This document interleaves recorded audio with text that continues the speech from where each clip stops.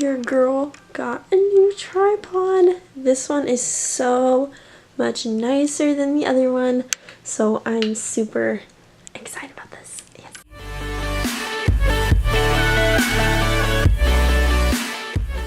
Hi guys, and welcome back to my channel, and today I'm going to be doing a video just strictly on bullying and just what to do when you're bullied, how to deal with it in the physical situation and with your emotional self and all of those things. I really felt like I needed to do this video because I work in a youth group and I've just been talking to a bunch of different people, and I just realized how often people are getting bullied, and it's just such a very common problem. And I just wanted to do this video for my own youth students and anyone else who may be dealing with this same situation. I mentioned bullying a little bit in my high school advice video, which I did a couple months back. If you haven't checked it out, definitely go do that. I'll leave the link in the description box down below. But I'm just going to go more in depth about my experience and just how to deal with it in this video, and I didn't do that in my high school advice video, so I'm going to do that right now. For me, I was bullied when I was a sophomore by a guy who I actually rejected because he said he liked me and I said no, and so he got mad about it, and I got bullied by his new girlfriend that he got after I rejected him. So it was kind of a weird situation, but I was really bullied by both of them, and all of my bullying took place on social media. It took place on Twitter and with text messages and just all these kinds of things, so it was hard to get away from because I always had my phone with me and it just was always there, and I would go on Twitter and always just see reminders of just what was going on, so it was really hard for me to get away with because it was constantly with me. So when it started happening, I immediately told some of my friends, obviously, just so they could help me and just, I don't know, help me see the situation in a different light, because I really honestly was just like, this is how they are. This is like what they always do to people. So I'm just gonna blow it off, like that's who they are. But my friends were really kind of trying to change my perspective on that and show me that it's not okay for them to just be how they are and treat people so terribly in the process. So I had a few friends that were really helping me. I remember the first text that I ever gotten, it was this long hate paragraph, and I was actually out with my friends. We were going to play volleyball and I was just devastated. I just couldn't be around my friends. So two of the people that really helped me, we just went in one of their cars, and one of them sat in the driver's seat while the other one sat in the back seat with me, and I just laid on her lap and she's just stroking my hair, and I was just sobbing because I was just so torn up about it. I just couldn't believe what this person was saying about me. It really was starting to hit me hard, especially in that moment, and it was really hard for me not to let what that person was saying actually become truth that I believed in my heart. For the first paragraph, I was understanding. I was just like, this is how they are. They're angry at me. It's okay. But these paragraphs kept coming, and they would always come in the most inconvenient situations where I'd be with friends or out with family, and I'd always just look down and see another paragraph on my phone. And it was just so devastating just to always have that there when I was just trying to live my normal high school life. Soon it just got way too much to handle. Even though I kept blowing it off, my friends just could see that it was really starting to become a problem for me, and I just was really getting upset all the time by it, and they could just really see that I wasn't really myself. So they really told me and encouraged me, you have to tell your parents. And I was really scared to do that. I just didn't really want to tell them, but I ended up doing it. My parents ended up telling the school that I went to about it. And the problem was the school couldn't really do a lot because it wasn't on campus at all.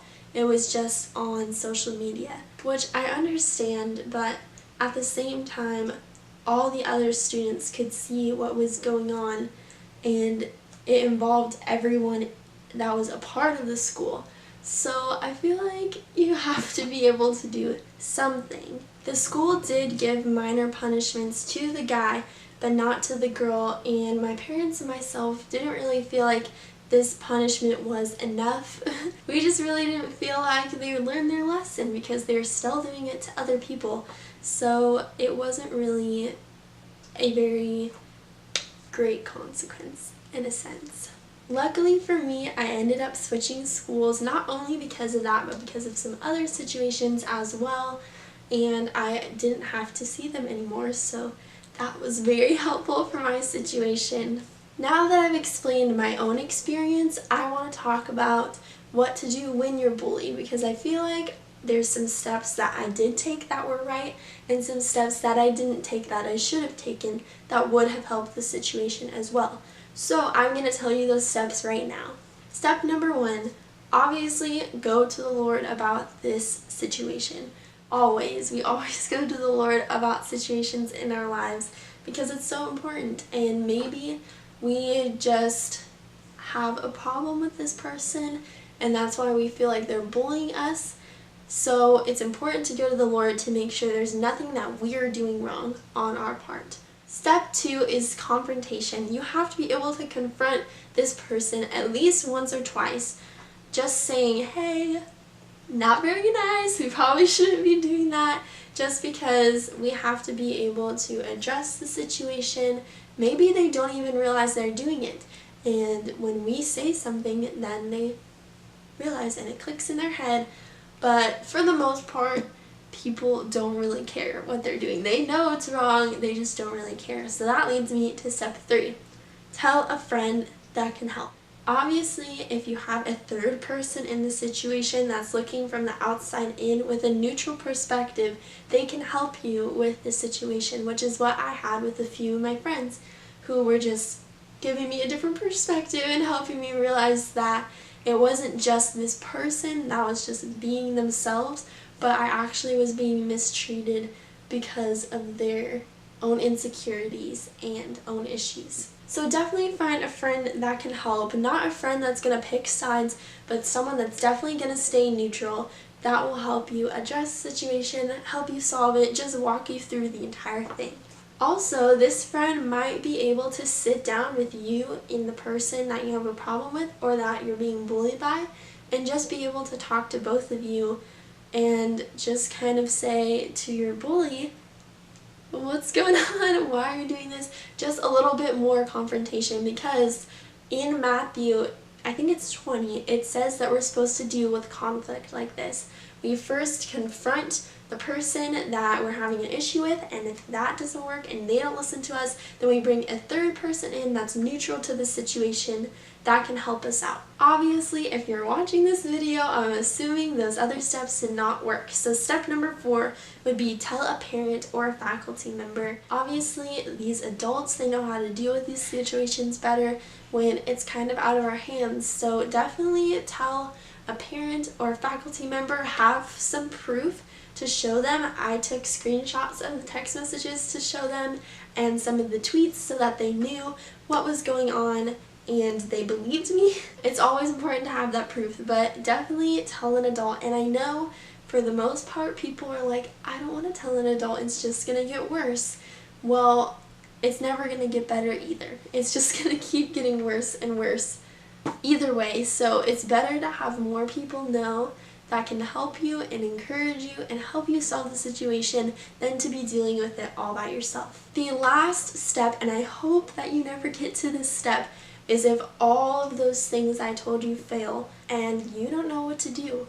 You just have to keep fighting. And what I mean by that is obviously not physical, not verbal, not any of those types of fighting, but just continuing to go through each and every day and just understand that the disciples were persecuted too, and they were killed for loving Jesus. And maybe for you, you are being bullied for loving Jesus or bullied for standing up for what you believe in, and just have hope that the disciples did it as well and they got through it, so you can too. Another very, very important thing is, this is just like a little side note, don't let what they say take root in your heart. And I mentioned this in my high school advice video, but it is so true and so important. When people say those things, we start to believe them because it's coming from someone else instead of just our mind that's just overthinking and all of those things. We have to be careful when these things happen, and we have to fight those lies with the truth. In the Bible, it speaks a lot about who God says that we are, and if we continue to remind ourselves of those things, it not only stays in our head as head knowledge, but it goes into our heart as well as a belief that we stand on. And for me, there was a lot of things that this person said that I had to fight with truth. It took me a while to get over it, but I can honestly say now that I'm confident, and I'm more confident now than I was back then, and I was able to forgive this person. Once all of the bullying is said and done and you're not in that situation anymore, it is so important to learn to forgive that person. I know, it's hard, but you have to be able to forgive that person because they are most likely not feeling bad about what they did or what they said, and you're the only one suffering from that situation. When we forgive people, it lifts a weight off of our shoulders, and we don't have to carry around this burden and have to carry around the words that they said about us and the insecurities that developed because of the words that they said about us. And we just don't have to live with this constant reminder of what they did to us. We're able to be free and just to live our lives like we normally would, and to be able to help other people like I'm doing right now. So I know it's hard, it's not going to happen immediately, and it might take a while, and it's okay if it does take a while. It actually took me about, I want to say 2.5 years, I think, to finally let go of it and just be okay with who I am and with who they are and just where they're at. And it took me a while, but I did it, and I was able to forgive them, and I know that you can too. So that's my video about bullying, and I know it can be a difficult situation to deal with, but I hope that some of my tips and that my experience / my testimony were able to help you out, because I know it's such a terrible thing to go through, and I would not wish that upon anyone to go through. It's just really devastating. So I really hope that this encourages you, and if you have any more questions or more concerns, just leave it in the comments below and I will answer them. Thank you for watching, and I hope that you enjoyed this video and that I was able to help you or someone that you know out. Well, that's it for this video, so I will see you next Saturday. Yes, Saturday, even though I didn't post a video last Saturday, but I will see you next Saturday, and I hope you enjoyed this video. Bye, guys!